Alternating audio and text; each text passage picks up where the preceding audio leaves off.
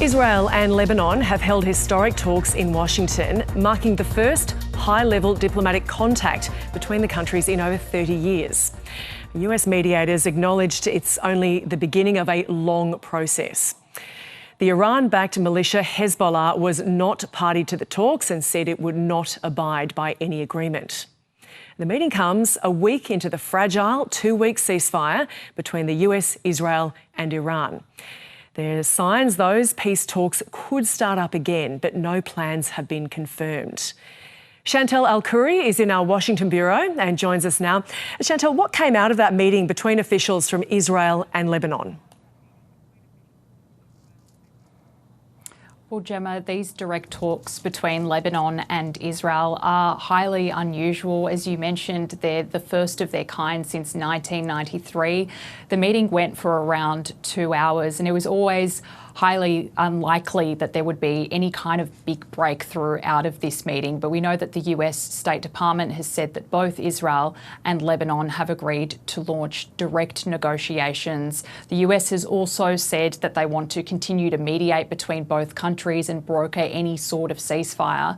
But these talks were missing one very important element to achieving any sort of meaningful progress here, and that was Hezbollah was not at the table.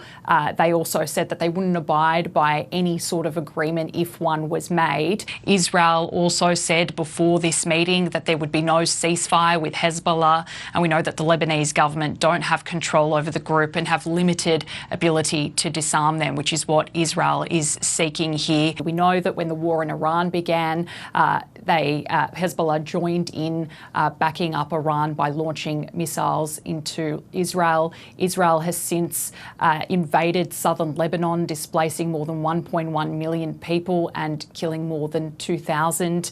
And the Lebanese government have been wanting a ceasefire all along. We also know that Israel's attacks on Lebanon have further threatened to derail an already fragile ceasefire between America and Iran.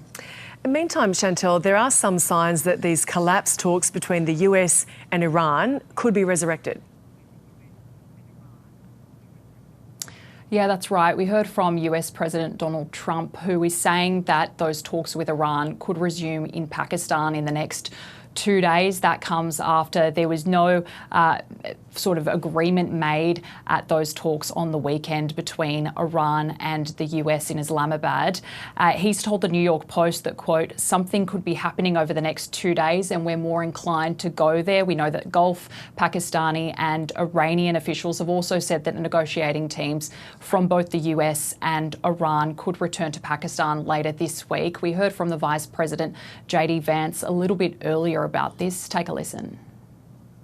Honestly, after 49 years, there's a lot of course, mistrust between Iran and the United States of America. You're not going to solve that problem overnight. But yeah, I think the people we're sitting across from wanted to make a deal. And I know the President of the United States told us to go out there and negotiate in good faith. That's what we did. That's what we're going to keep on doing. So you never know, though. Yeah. Right? I mean, I've sat across from United States senators that I thought I agreed with, and, you know, you don't know with those people, right? I won't say who. You can guess.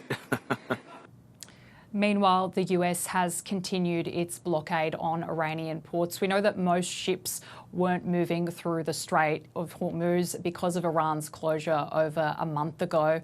We also know that the US Central Command says no ships have made it past their naval blockade of Iran's ports, and they've been able to deter ships from going through, turning back around 6 merchants.